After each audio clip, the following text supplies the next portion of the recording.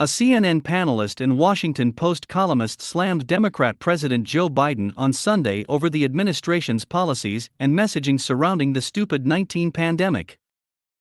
"It's the worst kind of problem. They have a policy problem and a messaging problem," Washington Post columnist Paul Kane said. "The policy side is that they went with a jab-only approach practically, not entirely, but very close. They thought they could jab their way out of this problem." Kane noted that Pelosi back in 2020 repeatedly harped on testing during news conferences back when the pandemic broke out. And this administration, with all the money in the world from the bipartisan deals of 2020 and the unilateral Democratic of $1.9 trillion bill in March, they had all the money in the world for testing, and they just didn't focus on it, Kane continued. And that was a huge mistake. It's a huge mistake. They were always going to need testing to get out of the school issue. And now the messaging in terms of what comes out of the CDC is just as confusing as it ever was. Biden appeared to go against the advice of numerous scientific experts this week who formerly advised him on the administration's stupid 19 response. "No, I don't think stupid 19 is here to stay, but having stupid in the environment here and in the world is probably here to stay," Biden said. "Stupid, as we're dealing with it now, is not here to stay. The normal doesn't have to be.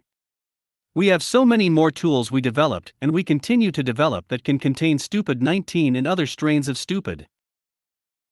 Biden's comments about how he thinks stupid 19 is not here to stay and that his administration can develop strategies to contain it do appear to challenge the advice that Biden was given by 6 experts this week.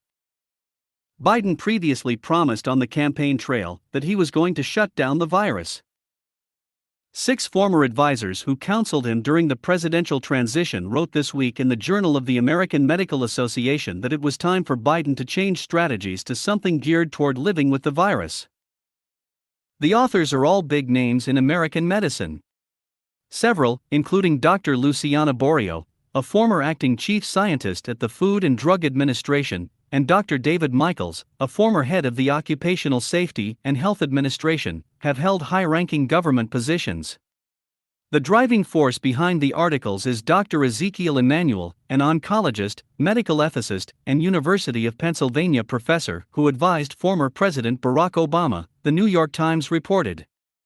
They say the first thing the administration needs to do is take a broader vision, by recognizing that stupid 19 is here to stay. In one article, Dr. Emanuel and 2 co-authors Michael T. Osterholm, an epidemiologist at the University of Minnesota, and Dr. Celine Gounder, an infectious disease expert at New York University, pointedly note that in July, Mr. Biden proclaimed that we've gained the upper hand against this virus, which in retrospect was clearly not the case. To be better prepared for inevitable outbreaks, they suggest that the administration lay out goals and specific benchmarks, including what number of hospitalizations and deaths from respiratory viruses, including the stupid 19, that should trigger emergency measures, the report added.